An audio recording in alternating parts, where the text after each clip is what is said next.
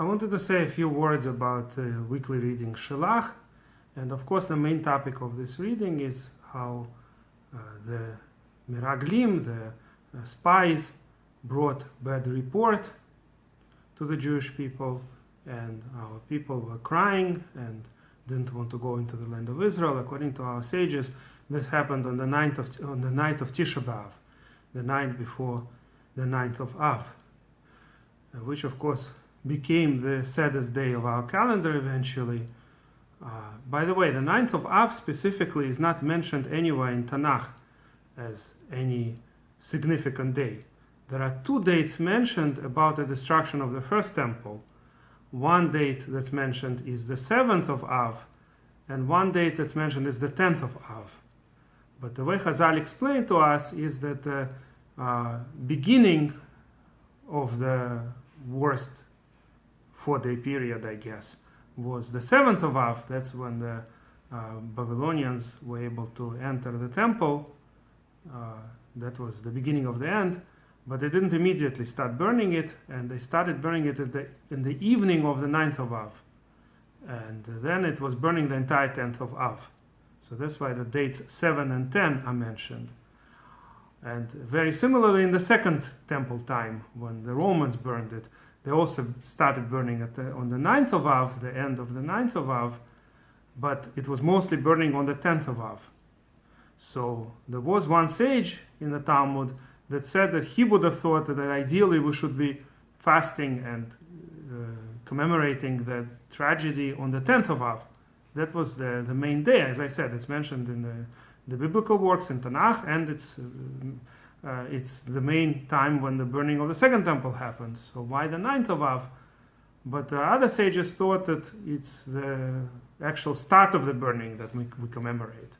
Although there are some customs with regards to the 10th of Av, also the sadness of the day still carries on. There's a custom not to eat meat and not to drink wine during that day, and certain other restrictions. Most Ashkenazim only do it until midday. Some Sephardim don't eat meat and don't drink wine the entire 10th of Av. Whatever the case may be, that saddest day of our year was already determined in a certain sense long before that, in the times of the desert, the second year of the Midbar, right, when the Jewish people decided not to go into the land of Israel, accepted the bad report, did not listen to Caleb and Yoshua, but instead listened to the 10 other spies who said the terrible things and basically discouraged the people, and they were crying and they lost all hope. And in the end, there was a decree that they will all die in the desert, and only the next generation would enter the land of Israel. So the 9th of Av became the day that would later be also the day of destruction of both temples. And of course, besides for the temple destructions that both happened on the 9th of Av, and there's a number of other things that the Mishnah mentions that happened since then, for the last 2,000 years, so many sad events happened on the 9th of Av that alone seems to show special hashgacha.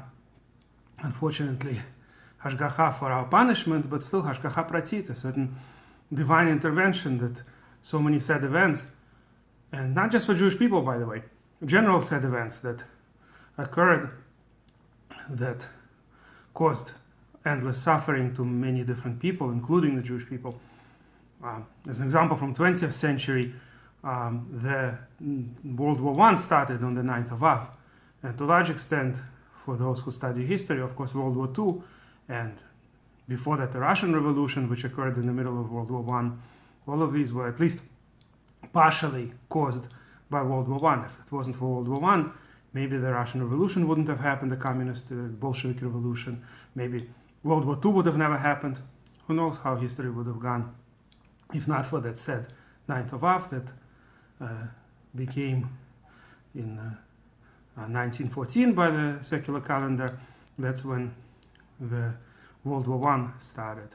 Another sad event that happened in 20th century that occurred on the 9th of Av was the detonation of the atomic bomb. The first atomic bomb was detonated on the 9th of Av. So these types of events were obviously can't say it's a self-fulfilled prophecy or some Jewish influence in any sense. Obviously, the fact that these events happen in world history on the specifically saddest day of the year seem to indicate Hashem's providence. Now, of course, the opposite is also true. The good events, a lot of great events happened on Purim or around Purim and other, for our people in particular, and in general, for many different people in the 20th century, the most happy event probably for so many people who were saved, and in particular the Jewish people who were saved in the Soviet Union from possibly a second Holocaust, and that is the death of Stalin. Stalin died on Purim, and this immediately stopped this whole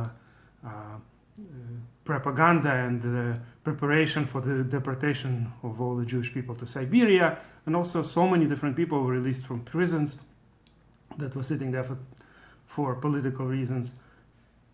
End of our Parsha, of course, the very last passage, is about Tzitzit, and we read this paragraph twice every day, in the morning with the Shema and in the evening. And this paragraph in particular is not an integral part of Shema. It was decided by our sages to include it in the Kriyat Shema. There are 3 paragraphs which we call altogether Kriyat Shema. 2 of them actually mention that they should be recited when you go to sleep and when you wake up, right? Uvishoch becha uvkumecha, when you lay down and when you get up. So that's the Kriyat Shema of the morning and evening.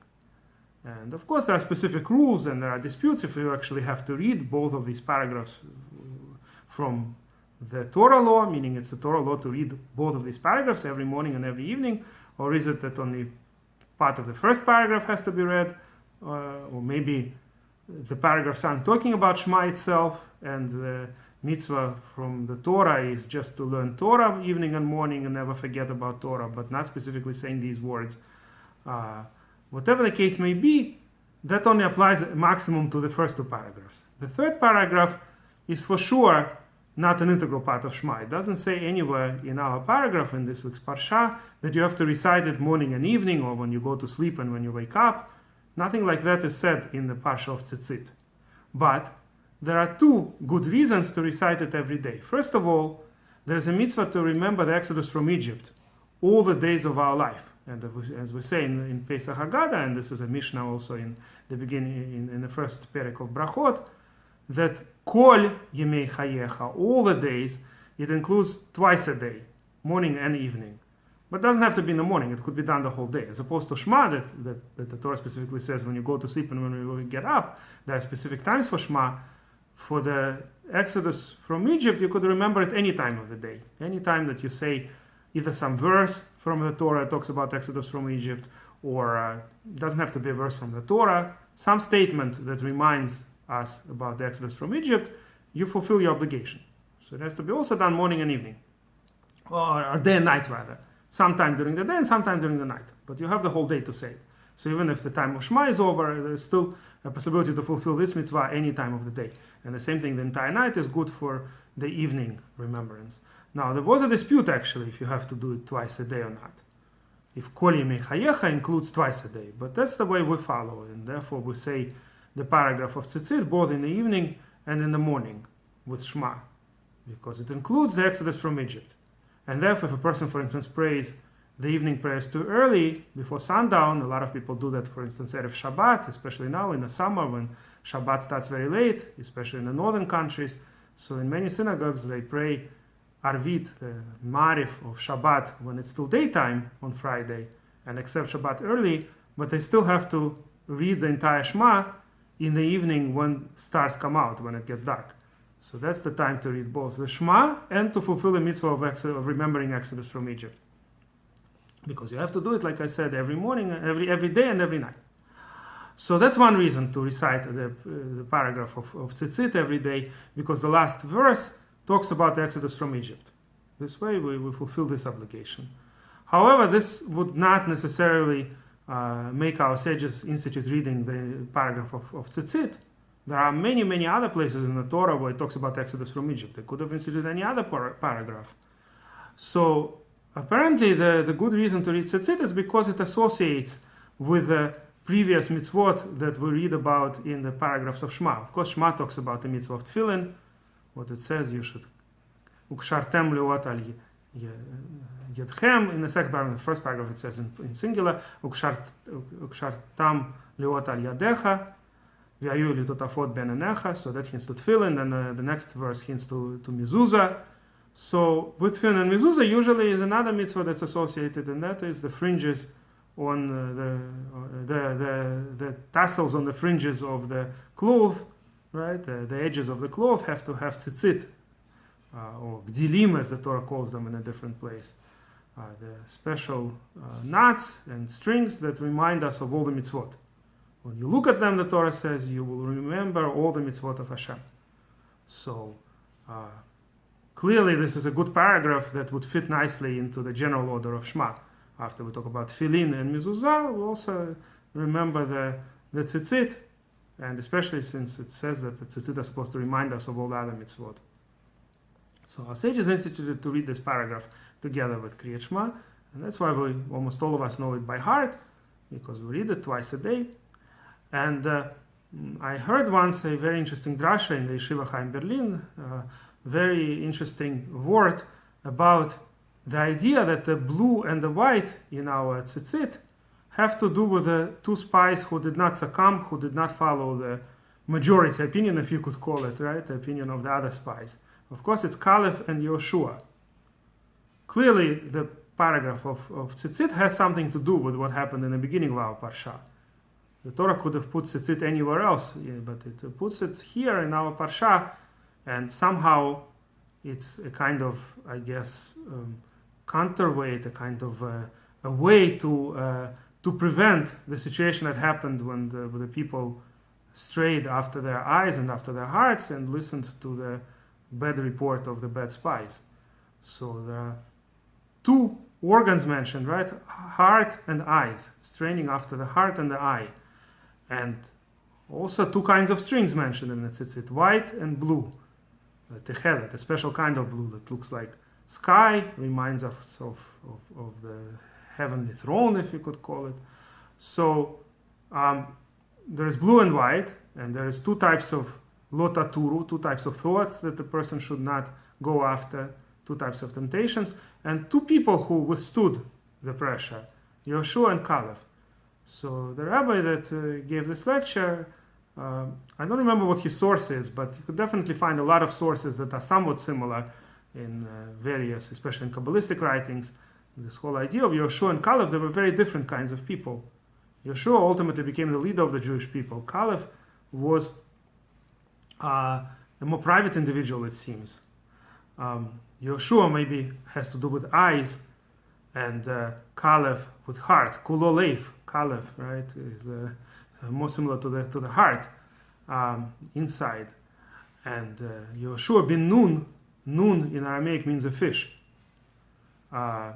So fish is related to Ayin, right, in Kabbalistic writings. The fish's eye is always open. And that's the two colors within the tzitzit, the blue and the white. They also have to do with those two leaders. And of course, this drasha is much more complex. I only mentioned some of the ideas. There's a lot more to discuss on, but I'm trying to make these videos short. And ten lichacham v'yichachemod, as it says, if you give the wise person, he will ultimately develop on it. So one can think about the other parallels between these two. And if you like this video, please press like.